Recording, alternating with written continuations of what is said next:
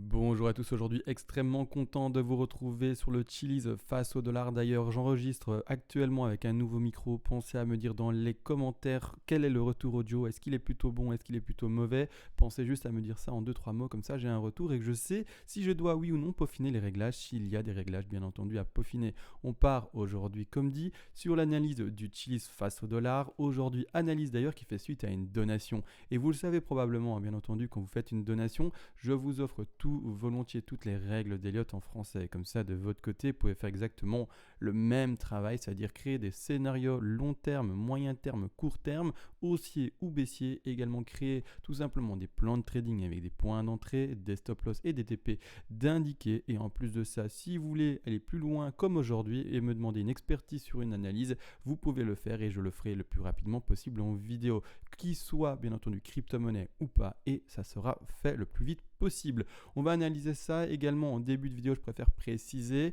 L'analyse va comporter en première partie de vidéo finalement le crash qui pour ma part n'est absolument pas fini pour le Chili's, mais par après ce qu'on va faire également c'est une projection des prix du Chili's à la hausse pour voir bien tout simplement quels sont les prix atteignables, réalisables, en tout cas de manière théorique par rapport aux vagues d'Elliott, voir finalement quelle projection on pourra avoir pour celui-ci. Normalement ça devrait monter, je ne vais pas donner le nom de chiffres étant donné que j'ai pas fait les vagues avec vous, mais ça devrait monter pas mal et casser normalement le dernier ATH. Encore une fois, n'oubliez pas qu'il faut faire attention à deux choses. Premièrement, l'analyse technique qu'on va faire aujourd'hui, mais surtout également au fondamental. Si le fondamental, c'est-à-dire que tout ce qui est travail d'équipe, les nouvelles par rapport à la crypto, est-ce que ça avance, est-ce qu'il y a un public derrière, est-ce que c'est sérieux ou pas comme projet, tout ça c'est un travail fondamental que vous devez faire de votre côté. Aujourd'hui on ne s'analyse pas, mais par contre on s'arrête réellement sur l'analyse technique pure, c'est-à-dire juste l'étude des fluctuations de prix, de l'offre et de la demande et c'est tout. D'accord, il y a également un travail supplémentaire à faire de votre côté et de faire finalement ce mélange des deux informations, des deux analyses qui sont techniques aujourd'hui en vidéo et fondamentales de votre côté également, bien entendu. Donc moi je pars maintenant dans l'analyse. Premièrement, pas projection haussière, on part comme dit maintenant tout simplement dans les projections baissières, on continue le crash. Alors malheureusement oui, je suis encore et toujours dans un crash. Pour rendre ça visible, on va d'abord parler des grandes ici vagues jaunes, j'espère que c'est visible, hein, d'accord, je vais vite retirer les vagues. On descend A, on remonte en B et on redescend en C. D'accord, donc ici c'est pour moi tout simplement une figure qui n'est pas finie corrective. On termine, et pardon, ici on commence d'ailleurs cette figure corrective en jaune, en A, B, c'est flat tout simplement. Je rappelle, n'empêche, les objectifs de la B qui est ici en jaune, alors c'est pas bien visible, donc je la déplace pour mieux la lire, mais ici les objectifs de B dans une flat, tout ce qu'il y a de plus classique, donc c'est-à-dire une flat en régular, sont d'aller chercher les 90% de Fibonacci. On va regarder si on a été les chercher, bien entendu. Je remets mon sommet de B dessus et on va étendre ensemble le Fibonacci concerné. Donc pour ce faire, on prend le Fibo de retracement. Ici, on va en fin de figure, on va en profondeur de figure même, on replace ceci au-dessus. Je vais même faire exprès de l'étendre, comme ça on a plus de facilité de lecture, d'accord? Hop, on voit vraiment bien l'interaction des bougies avec le Fibonacci. On a étendu ça, regardez bel et bien les 90% de Fibonacci, de toute manière je vais zoomer dessus, mais ce sont c'est cette ligne verte, ici là, vraiment la plus verte, au-dessus bien de la turquoise. Je vais zoomer dessus et on va regarder finalement où a eu l'interaction des dernières mèches du Chili's. Clairement, vous allez le voir, c'est très propre, hein. On a été voir vraiment les 90, vraiment au poil de tute, vraiment très propre. Voilà, c'est vraiment au millimètre près. Je zoome. Ici, comme vous voyez, je vais déplacer expressément mes vagues, comme ça on peut n'empêche également lire ça. Mais voilà, donc grossièrement, on va chercher pile poil les 90% de Fibonacci, réaction baissière et c'est reparti. Donc ici, une flat en régular validée à plus que 100%, vraiment mais magnifique. D'ailleurs, tout le décompte du Chili's, je vous le dis déjà, est très propre. Il est vraiment très propre. On tombe très rarement sur des décomptes ou même sur des, et voire même je ne suis pas tombé dessus tout simplement, mais sur des objectifs qui n'atteignent pas leur objectif, d'accord, qui terminent un peu bizarrement au milieu de trucs, voilà, qui ne sont pas calculés, etc. Tout, en tout cas pour le Chili's, pour le moment, de ce que j'ai pu analyser, est très propre techniquement par rapport en tout cas aux règles. Donc maintenant, on descend bien entendu par après, encore une fois, de la B vers la C, avant de tout de même analyser finalement ce qui nous intéresse le plus, c'est le petit crash actuellement. On va quand même regarder la structure de ceci, si oui ou non ça tient, bien entendu. Ici, on descend Premièrement, dans la première vague, d'accord, de baisse de la A, groupe B et C en flat, en jaune, on descend encore une fois, étant donné que c'est une flat en 3 vagues baissières. Ces 3 vagues baissières sont indiquées ici, elles sont en bleu, d'accord, bleu clair. Je vais zoomer dessus, A, B, C. Les objectifs de cette C là-bas en dessous, donc l'objectif finalement de ces grandes A en jaune définies, sont les suivants, les 61,8, 100, 123 et 161,8% de Fibonacci. On va regarder combien ça a été cherché. Je vous l'ai dit, c'est très propre, donc vous ne serez pas étonné de sûrement voir tout simplement 161,8% de Fibonacci s'afficher à l'écran. Donc on va le mettre, si j'arrive à être précis, voici, on va au bas de la A, on étend ceci là-bas en haut, et regardez bien, mais qu'est-ce qui se passe? La ligne rose, ce sont les 161,8% de Fibonacci. Quand je vous ai dit que le Chiliz était plus que propre à analyser, c'est fou, vraiment, je suis très content d'analyser celui-ci et de pouvoir montrer vraiment une technique aussi propre, et bien entendu exprimée par le cours. Donc ici, je vais retirer également tout ceci pour montrer qu'on va chercher à pile poil et également les 161,8% de Fibonacci. On dépasse vraiment, mais de quelques microns, si on peut utiliser ce terme, vraiment de quelques pixels finalement sur l'écran. On va chercher les 161,8% de Fibonacci, mais je terminais et on rebondit, d'accord? Donc ici, très propre, très très propre, extrêmement propre, plus propre que ça, on ne trouvera pas, en tout cas pour expliquer la théorie. Vraiment ici, c'est parfait. On pourrait le mettre dans un livre pour expliquer les Elliott Wave. Ici, par après, une fois qu'en fait on a fini ceci, A, B, C, d'accord, tout simplement, il faut le savoir, le retracement d'une A en jaune ici vers une B qui se retrouve également en jaune se fait en 3 vagues. Elle est faite en 3 vagues effectivement. En plus de ça, elle est aussi faite tout simplement en flat ici également, tout simplement en flat régular, tout simplement. C'est-à-dire qu'ici clairement, on va également chercher des objectifs qui sont très très propres. On monte bel et bien en 3, on descend bel et bien en 3. J'ai eu une petite hésitation, donc j'ai fait le calcul avec les Fibonacci ici, mais ici la bleue qui descend en A, B, C. J'ai dû également prendre le Fibo, je savais pas. Enfin, c'est pas que je savais pas, mais j'avais une petite hésitation. Est-ce qu'on est en impulsif baissière ou pas? Ici, clairement, on est dans une corrective baissière. J'étends ceci. On va également chercher les 161,8% de Fibonacci, comme vous le voyez ici. La ligne rose, on ne la dépasse pas, on rebondit dessus et on est reparti à la hausse. Donc ici, également une ABC très propre qui nous conforte dans cette figure en 3 vagues en flat par après. On termine en 5 vagues, 1, 2, 3, 4, 5 pour terminer la sous-flat. Alors pour ceux qui n'ont pas suivi de quoi je parlais, parce que j'ai peut-être été un peu trop rapide, il est vrai, on parle bien de ceci. Donc une sous-flat qui s'exprime, je vais le mettre en rose, comme ça c'est très visible avec une ligne très épaisse, mais j'exprime bien cette flat-ci, d'accord? A, on va chercher le bas B et puis après rebond de C, d'accord? 1, 2, 3, on termine, vous voyez bien, on descend 1, 2, 3, on rebondit en 1, 2, 3 et par après on descend en 5 pour terminer la flat. Donc on parle bien de ceci. Le rebond également, et alors c'est assez amusant, en fait le retracement de la A vers la B avec la racine ne va pas chercher très précisément soit les 100, soit les 123. Mais par contre, vous allez voir que c'est assez amusant à s'observer par rapport au résultat de la projection haussière par après. Regardez, en fait, quand je prends mon petit retracement, d'accord, que je le place assez précisément si j'y arrive comme suit, vous allez voir que grossièrement on dépasse légèrement les 100, d'accord, regardez bien, on dépasse légèrement les 100, on ne va pas chercher les 123, on ne va pas chercher non plus les 113, vraiment voilà, on dépasse très très légèrement de je sais pas combien, ici c'est un peu difficile à lire, mais vraiment on dépasse légèrement par rapport au prix, d'accord, par rapport aux objectifs de soit des 100, soit on n'atteint pas non plus et bien de toute façon l'objectif. Donc ici on se dit voilà, ok, bon, on prend ça en compte quand on analyse, on dit bon d'accord, voilà, on observe juste et on le lit, d'accord. Mais quand en fait on reprend son autre Fibonacci d'extension et qu'on va regarder les objectifs là-haut, n'oubliez pas, les objectifs sont après, pour en tout cas ce cas de figure-ci, je vais vous en dire juste un, les 161,8% de Fibonacci. Ici, regardez bien, on dépasse légèrement, d'accord. Et donc ça veut dire qu'on n'atteint pas ces objectifs. Et ici, qu'est-ce qui se passe du coup quand on met notre Fibo? Regardez bien, tout simplement, on dépasse également légèrement avec finalement ce dont on manquait pour les objectifs d'après. On redépasse également légèrement les 161,8% de Fibonacci. À croire que si on le mettrait à 100%, eh bien ce serait parfait. Pratiquement, je regardais juste par curiosité, c'est pas le cas malheureusement. Mais vraiment ici, voilà, donc grossièrement, ça dépasse un tout petit peu en dessous. Ce qu'on n'a pas pu atteindre vers le bas, on le dépasse légèrement sur les 161,8. Pour moi, ça reste une flat. De toute manière, ça valide pour moi une flat. Clairement, on voit très très bien les 3 vagues 1, 2, 3, là-dessus, il n'y a pas de souci. Également, tout simplement, quand on passe ici en correction, on voit très bien également 1, 2 et 3 également tout simplement sur le fameux RSI. Donc ici, pour moi, il n'y a aucune question à se poser, avec également la sous-divergence. Donc vous voyez ici la divergence sur le RSI. On a finalement des plus hauts qui sont plus bas, qui indiqueraient bien entendu ici une fin d'impulsive haussière en 5 vagues. Donc pour moi, tout se valide clairement A, B, C. On monte en 3 vagues, on descend en 3 vagues et on termine en 5 vagues.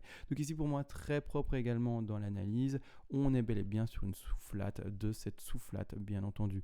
Donc ici, maintenant, ce qui nous intéresse réellement. Maintenant, on a assez mis en avant la structure devant, d'accord, pour expliquer pourquoi on est dans une flat, etc. Surtout les 90% de Fibonacci, les 3 vagues qui baissent et également les 3 vagues qui remontent. Maintenant, il faut descendre en 5 vagues. La B vers la C ici en jaune, c'est 5 vagues et c'est pas autre chose, d'accord. Donc maintenant, on va zoomer dessus, on va regarder où est-ce qu'on en est, où sont les prix baissiers que l'on peut attendre, bien entendu, quel décompte on en fait, d'accord. Donc là, maintenant, moi, ce que j'observe, premièrement, c'est un rebond ici qui a eu lieu, 1 vers 2 extrêmement petite, extrêmement faible, d'accord. C'est-à-dire que ici, moi, ce que je vais faire après, eh bien, c'est prendre en compte tout simplement le fait qu'on ait fait une très faible 2. Et le petit tips pour ceux qui ne le connaissaient pas encore, mais normalement vous devriez à force de me suivre, c'est que si on fait une faible 2, on fera une 4 plutôt prononcée. Si au contraire on fait une très forte 2, eh bien on fera une 4 qui sera elle au contraire plutôt faible. Maintenant, ce qu'on nous a fait, c'est clairement une 2 très faible. D'accord, on a été chercher les 38,2 de tête, donc je vais vite regarder ça avec vous. Je place mon Fibonacci, je vais le placer ici comme suit, et je vais l'étendre. Donc je pars bien ici en bas de la 1 et je vais à la racine là-bas en haut. On va chercher les 38,2 ici. Et donc ici, c'est une 2 qui est extrêmement faible, d'accord. Vraiment dans les statistiques, si on va les regarder, alors on va vite sur le PDF, regardez si je peux vite voir les statistiques de 2, mais clairement, les statistiques de 2, pour voir une 2 qui finit seulement à 38,2, on se retrouve dans une probabilité de correction de seulement 12%. Donc ici, vraiment, on n'est pas du tout dans le cas de figure le plus probable, donc ici, vraiment, voilà, c'est assez rare. Maintenant, quand ça se fait, on en prend compte et on se dit pas, c'est autre chose du coup. Non, d'accord, ici, clairement, pour ma part, je pars dans une 2, et donc pour ma part c'est très propre. Donc je prends ici en compte le fait qu'on sera dans une grosse 4. Après je vais vous montrer de toute manière comment on l'a travaillé. Maintenant les projections baissières. Alors c'est assez pessimiste entre guillemets parce que je vais le voir casser ses plus bas bien entendu, vraiment. Et c'est-à-dire que si je prends mon Fibonacci, je réagrandis encore une fois l'écran ici pour avoir mieux, en tout cas plus de visibilité sur ceci. Je reprends mon Fibo et je fais les projections tout simplement. Là-dessus, il n'y a vraiment rien de compliqué à faire. Je prends la racine, je le mets en bas de ma 1 et je le prolonge, d'accord. Je le prolonge et vous allez voir que bien normalement les objectifs de 3 sont les 161,8 et les 261,8% de Fibonacci, les 423,6 de manière plus rare, les 200 et également les 300 de tête, les 361,8% de Fibonacci. Et clairement, vous allez voir que pour ma part, en plus de ça, je privilégie plutôt les 200. Il faut savoir que les 200 et les 361,8, c'est vraiment plus rare. Donc, c'est-à-dire que je privilégie la chute ici, d'accord, qui ne va pas s'arrêter ici, finalement presque en double bottom, légèrement au-dessus, c'est-à-dire ici aux alentours des prix des 0.0046. Non, je vais le voir plus bas, d'accord, je vais le voir plus bas. Après, je vais exprimer pourquoi, bien entendu, avec le sous-décompte. Et je le vois plutôt descendre, donc au 200% de Fibonacci. Ici, à l'écran écrit à droite, on peut lire les 0.0022. D'accord, donc oui, je le vois descendre aussi bas. C'est pas une bonne nouvelle. Oui ou non, en fait, tout dépend encore une fois. Je le dis souvent, c'est pas une bonne nouvelle, mais ça dépend dans quel camp vous êtes. Est-ce que vous êtes dans le camp qui avait déjà acheté et qui est en train de vous dire, mon Dieu, ça ne fait que baisser, qu'est-ce qui se passe? Du coup, pas bonne nouvelle, il est vrai. Au contraire, si vous êtes dans le camp qui voulait acheter, qui n'avait pas encore acheté, eh bien, vous allez vous dire, tant mieux, si ça va encore plus bas, que je crois au fondamental, que l'équipe est bien, etc., et que je crois vraiment que cet actif va un jour remonter dans son intensité de prix, eh bien, c'est une bonne opportunité d'en acheter beaucoup plus s'il devait descendre de prix. D'accord? Donc maintenant, il est à combien? Il est à 0.0069, presque 70. Donc grossièrement, oui, il va peut-être encore baisser si on fait un calcul très simple d'une division de 3. Donc c'est-à-dire que oui, vous pourriez peut-être en avoir 3 fois plus si vous êtes patient et que vous attendiez. Encore une fois, c'est un plan de trading, n'oubliez pas. Légalement, l'investissement se fait normalement par palier, etc. Mais ça, j'explique beaucoup normalement dans mes vidéos sur le Bitcoin. Donc maintenant, ici, là-dessus, je mets ma projection comme il y a 200, je l'explique et je montre pourquoi. À cause du sous-décompte. Alors le sous-décompte, il est ici, je vais zoomer dessus. Le sous-décompte est mis en petit, d'accord? Donc de la 2 vers la 3 avec la ligne, d'accord, avec la jambe que l'on peut lire, a été sous-divisé ici en 1, 2, 3, 4, 5. Alors là où il y a des points maintenant, 1, 2, 3, 4, 5, d'accord? C'est-à-dire que maintenant, il faut faire les projections baissières de ces sous-vagues également, d'accord? Mais il faut que ça corresponde. On va partir encore une fois avec les ratios les plus élevés, avec les probabilités les plus élevées, et non pas les probabilités les plus faibles. Là, actuellement, la baisse par rapport à la première vague de baisse, le petit rebond et ce qu'on est occupé de vivre actuellement, on a seulement été chercher les 123% de Fibonacci. Rien du tout grossièrement. Donc il faut le comprendre. Là, ce que j'aimerais, moi, pour ma part, lire, c'est au moins un cours qui va chercher ses objectifs à 161,8% de Fibonacci. Pourquoi je dis ça? C'est encore une fois, vous le savez très bien, les statistiques. Je vais quand même les montrer. Comme ça, on est assez complet ensemble et on voit comment finalement s'appuyer sur un scénario, quel finalement objectif donner principalement et jouer vraiment avec les statistiques et non pas contre les statistiques. Les objectifs ici, comme dit, pour une 3, donc ici on est bel et bien des objectifs de vague 3, d'accord, ici clairement sont ceux-ci. Alors on voit 45% de probabilité de corriger entre les 160% de Fibonacci et les 175% de Fibonacci par rapport à la vague 1, bien entendu. Donc ici, c'est les probabilités les plus grandes. Donc encore une fois, je préfère le répéter, on joue les probabilités les plus grandes, c'est-à-dire au-dessus des 161,8% de Fibonacci, voire plus. D'accord, ici on a encore 30% de finir entre les 261,8 et les 175, et voire même ici encore après 8% de finir au-dessus. Peu importe, les probabilités de finir finalement en dessous des 161,8% de Fibonacci sont vraiment très faibles. D'accord, donc on ne va pas partir sur des vagues faibles. D'accord, on va partir au contraire sur un développement tout à fait classique, et donc l'objectif serait d'aller chercher au minimum pour cette sous-vague 3 ici indiquée, eh bien les 161,8% de Fibonacci qui sont comme ici à l'écran indiqués en rose au prix des 0.0046. Donc pour moi ça doit continuer à baisser pour cette affaire-ci. Par après on reconnaît un rebond, encore une fois maintenant il faut comprendre c'est spéculer, ça peut cracher plus fortement mais là maintenant je vous montre vraiment l'objectif baissier avec l'intensité minimale la plus faible pour vraiment exprimer ça comme ça. Donc ici on part sur un rebond, on part au bas de la 3, on part au sommet de 2 et les objectifs de cette 4 là vont se faire, encore une fois je les rappelle tous, d'accord, 23, 6, 38, 2, 50. On nous a fait une 2 qui, sauf erreur de ma part, est plus que classique. On va regarder ça. Hop, comme suit. Voilà, comme suit. On a été chercher, c'est ça, on a été chercher les 61,8, tout ce qu'il y a de plus classique, c'est-à-dire qu'on va privilégier un 23, 6, 38, 2 pour notre petite 4. Donc ici, clairement, si je remets ceci comme suit, hop, voilà, on part vraiment sur la projection d'un tout simplement 23,8, 23,6 pardon, et 38,2. Ici, on va l'arrêter à 38,2. On va jouer vraiment avec la zone de résistance ici, qui est occupée de se dessiner, vraiment une zone de résistance horizontale légère, mais qui est occupée de se dessiner. Vraiment, on fait vraiment un petit horizontal depuis le 19 décembre plus ou moins. Donc clairement, je vais m'arrêter à 38,2 pour vraiment coller avec ce que nous dessine bien entendu le Chiliz face au dollar. Maintenant, par après, il faut faire une projection baissière, encore une fois de cette sous-vague. Alors oui, c'est un peu plus précis comme travail, mais il faut le faire pour pouvoir bien entendu pouvoir spéculer plus fortement le bas de la très grande 3 qui est indiqué. On part sur le bas de la 1, la 3 a été vérifiée, on va sur le sommet de la 4 ici, et par après, on part sur la projection là-bas en bas. D'accord? Donc on part sur une projection de 5 qui va plutôt s'approcher des 100% de Fibonacci. Encore une fois, les objectifs, je rappelle, n'empêche tous, sont minimum les 100. Par après, on a carrément les 161,8 et les 261,8% de Fibonacci. Ils ne font pas non plus exagérer dans la projection, surtout quand on est sur finalement des dernières vagues, étant donné qu'il ne faut pas oublier que le zéro, c'est-à-dire que la mort de la crypto-monnaie, personne ne l'espère et je ne pense pas que ça devrait arriver, n'empêche, mais le zéro n'est pas très loin. Le zéro, pour l'identifier et le montrer avec une ligne horizontale, si je la trouve assez rapidement, se retrouve ici, d'accord, on est bel et bien sur un 0 qui est là. Donc maintenant, si on va trouver les objectifs qui sont trop bas, donc la ligne verte ici, c'est pas possible non plus. Donc il faut quand même se donner une certaine retenue dans ces projections et rester réaliste également. Donc on va vraiment partir sur cette projection qui irait chercher ce bas des 200% de Fibonacci avec le sous-développement que je vous ai montré et chercher les alentours des prix des 0.00 et 2, 0.0025 pour être plus précis. D'accord, vraiment cet intervalle-là. Après rebond, encore une fois, je retire le petit 0 qui ne nous intéresse pas. Et par après rebond. Comme dit, le rebond ici d'ailleurs de la 4 semble fort quand on le regarde comme ça sur le graphique, mais c'est tout simplement parce que c'est en corrélation avec le sommet de 2. D'accord, 1, 2.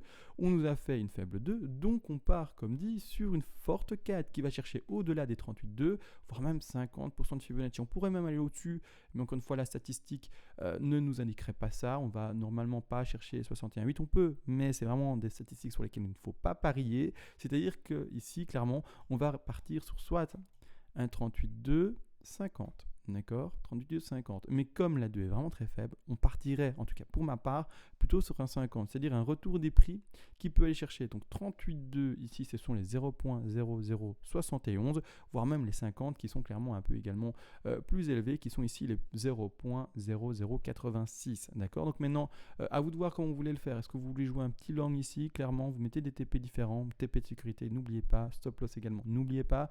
Mettez des intervalles, vous pouvez mettre un TP à 23. Ce serait étonnant hein, de faire un rebond si faible, je vous le dis tout de suite, mais comme ça, vous avez également l'intervalle de la 23 qui se situe à 0,0052.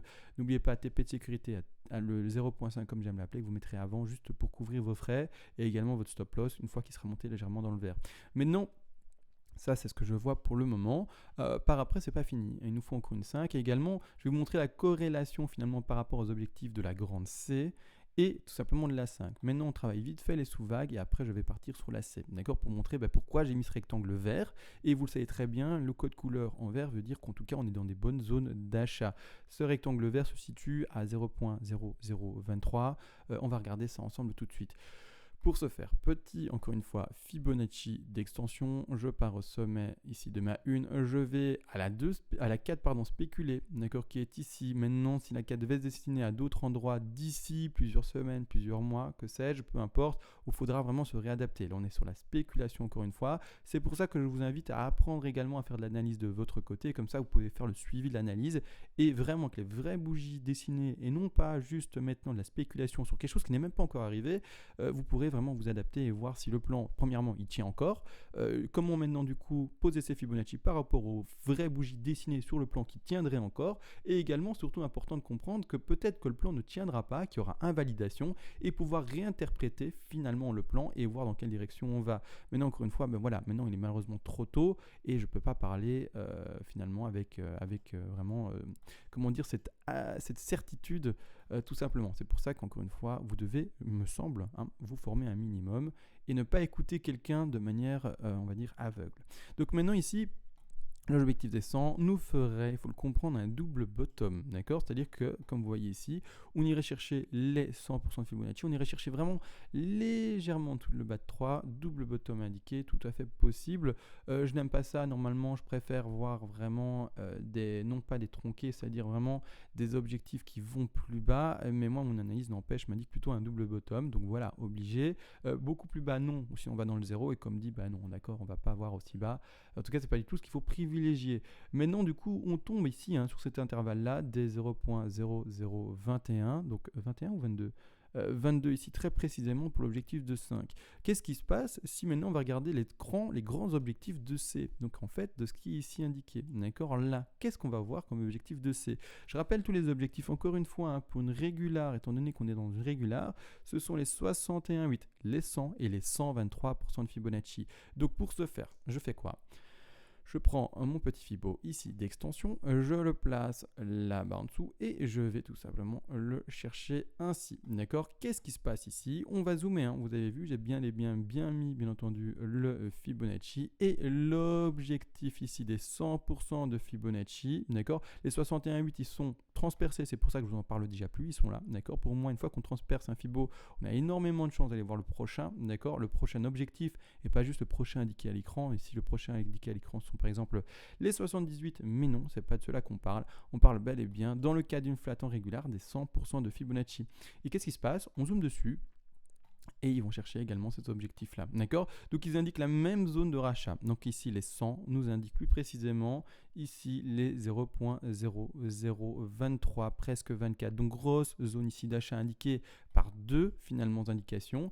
Encore une fois, il faudra vraiment après peaufiner ça, comme dit, avec les vraies bougies qui vont se dessiner. Mais pour ma part, la zone d'achat très pertinente se dessine là-bas en dessous, comme dit au 0,0022, 0,0024. Une fois qu'on est là, on peut se dire, tiens, maintenant on commence à arriver dans des prix intéressants. Maintenant que ça a été fait, donc pour moi ça doit baisser. Pour moi en tout cas, le plan que je mettrai en place, c'est un achat potentiel plus tard et pas maintenant, pas se précipiter du tout, attendre soit vraiment une invalidation et se dire ok, là ça sent quand même bon pour la hausse, maintenant etc. Ok, je commence à acheter, mais là clairement pour moi, il suffirait vraiment, c'est bête mais comme ça, d'être patient, d'observer et normalement d'attendre la baisse, d'accord?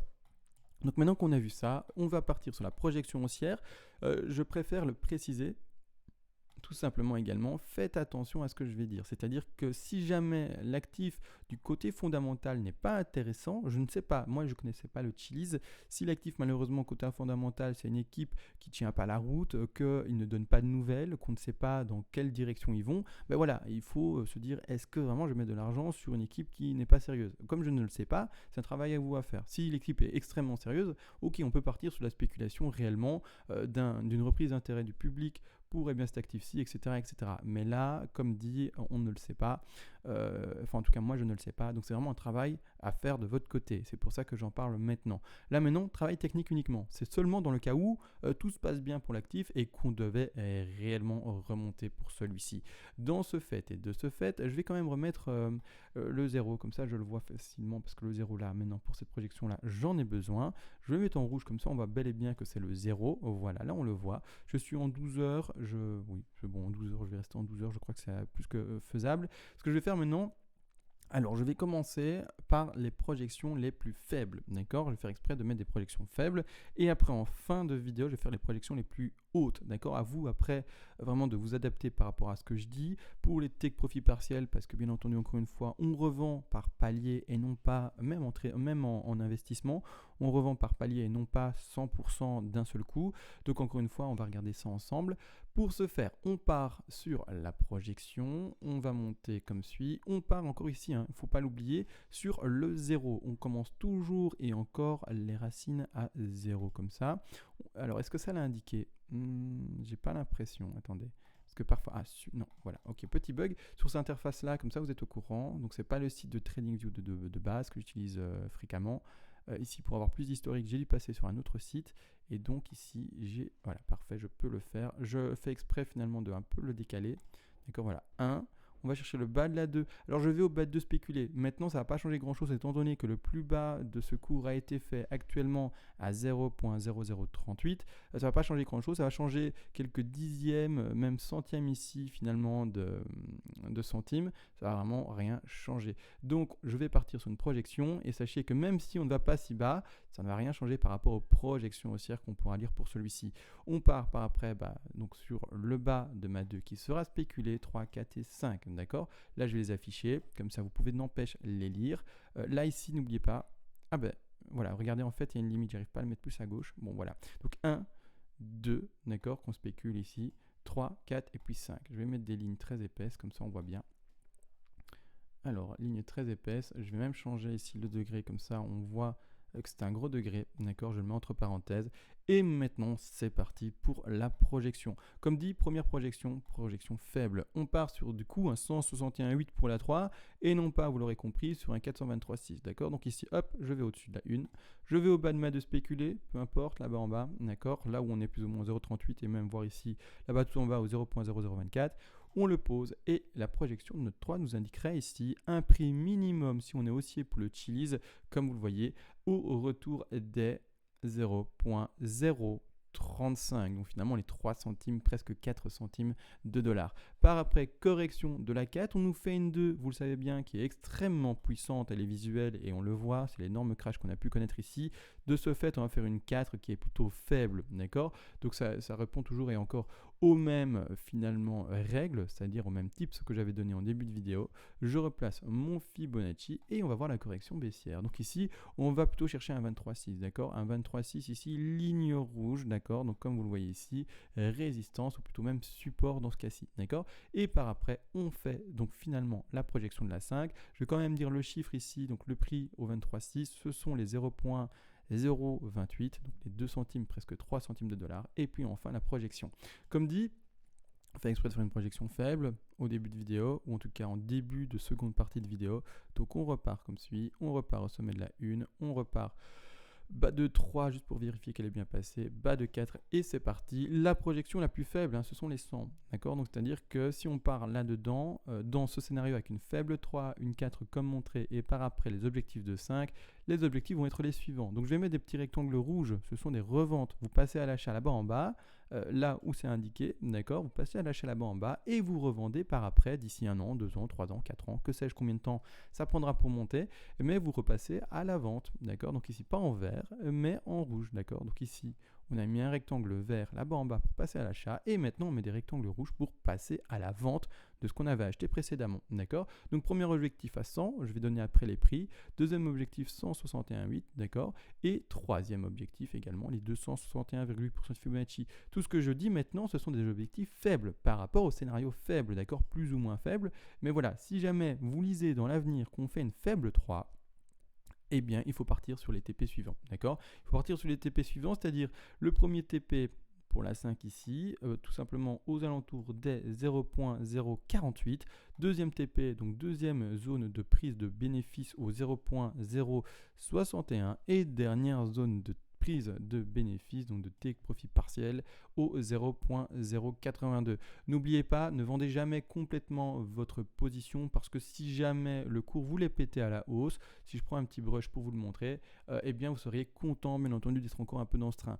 Maintenant bien entendu, pensez quand même à vendre et à faire du bénéfice dans chaque TP, très important, encore une fois, à vous de voir votre stratégie, votre finalement stratégie de vente dans chacun de ces TP là. Mais pour ma part, voilà comment je le tiendrai. Maintenant, ce qui est assez intéressant, voilà, ce qui est le plus curieux pour tous et ce que tout le monde attend, c'est le scénario haussier intensif, on va l'appeler comme ça.